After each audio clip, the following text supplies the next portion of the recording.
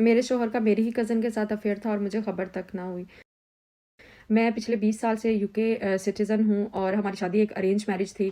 शादी के बाद मैं अपने कज़न को, जो कि मेरा शौहर हो गया, उसको मैं यूके ले आई और शादी के बाद चीज़ें हमारी वैसे ही थोड़ी इतनी कॉम्प्लिकेटेड हो गई थी, क्योंकि मेरी प्रेगनेंसीज़ जो थी उसमें काफ़ी कॉम्प्लिकेशंस आने लगी थी। फर्स्ट प्रेगनेंसी हुई तो उसमें मेरा मिसकैरेज हो गया और उसके बाद हम दोनों मियाँ-बीवी के टेस्ट हुए। जब टेस्ट हुए तो पता चला कि क्योंकि हमारी कज़न मैरिज है, इस वज़ह से हमारे अब जब भी फ्यूचर में बच्चे जितने भी होंगे वो या तो माज़ूर होंगे या वो बच नहीं पाएँगे।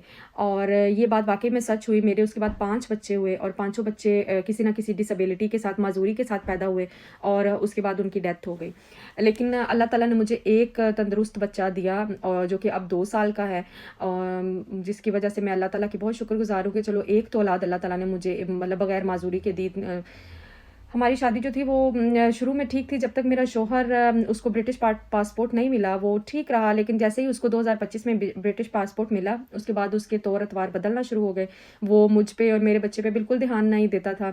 जब मैं उससे गिला करती थी कि तुम हम दोनों को टाइम नहीं देते, हम पे ध्यान नहीं देते हो, तो वो उसको कोई ख़ास फ़र्क भी नहीं था पड़ता, या फिर वो उस चीज़ को टाल देता था। ख़ैर, जब उसको 2025 में पासपोर्ट मिला तो उसके बाद वो पाकिस्तान चला गया। पाकिस्तान गया तो वहाँ पर उसका जाके हमारी कज़न के साथ अफ़ेयर शुरू हो गया। फिर उसके बाद उसने हमारी कज़न को खिलाना-पिलाना और उसके घरवालों को खिलाना-पिलाना शुरू कर दिया और अपने काफ़ी ज़्यादा पैसे जो है वो उन पे ख़र्च करना शुरू कर दिए। हमारा मतलब मुझे जो चीज़ एक सबसे ज़्यादा कंसर्न थी वो ये थी कि हमारा पाकिस्तान में भी घर नहीं है और हमारा यूके में भी अपना घर नहीं है कोई भी। और लेकिन मेरे शौहर को इन चीज़ों से कोई ख़ास फ़र्क नहीं था पड़ता, वो सिर्फ़ अपनी फ़ैमिली और उस लड़की-शड़की को ही खिलाने-पिलाने में लगा हुआ था। ख़ैर, मुझे मतलब जब पाकिस्तान थे तो मुझे तब भी इल्म हुआ 1-2 बातों का। मैंने फिर इसे कॉन्फ्रंट किया, मैंने इससे पूछा कि इस तरह से मुझे पता चला है। तो इसने हमेशा से मुझे ना एक वो बात करके टाल दिया कि नहीं, लोग तो हमारी लड़ाई करवाना चाहते हैं, तुम पागल हो, ऐसा कुछ नहीं है, ये वो ऐसे इस तरह की बातें करके ना मुझे मतलब कन्विंस कर लेता था। मैं भी फिर चुप हो जाती थी। तो उसके बाद वो पाकिस्तान से यूके भी आया तो उसके जो थे वो मतलब वो पहले की तरह का तो बिल्कुल भी नहीं रहा था, वो बहुत हद तक चेंज हो गया था।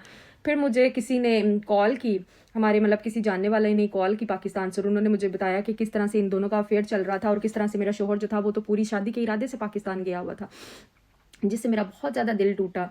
और अभी मतलब ये मुझे बात रिसेंटली ही पता चली है जो, और अब मुझे नहीं पता कि आगे मैं फ्यूचर में क्या करने वाली हूँ, क्योंकि ना तो मेरे पास शौहर है, ना मेरे पास इस शादी के बाद मैंने शौहर कमाया, ना मैंने शादी से मैंने बच्चे कमाए। मतलब मुझे अल्लाह ताला ने मेरे बच्चे भी मेरे पास नहीं रहे, सिर्फ एक ही मेरा बेटा है।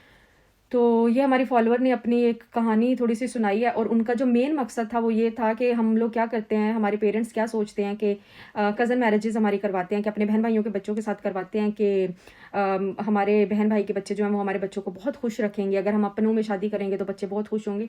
अब वो दौर नहीं रहे जहाँ पे लोग अपनों की कदर करें। अब लोग मतलब परस्त हैं, बेशक वो अपने हैं या पराए हैं।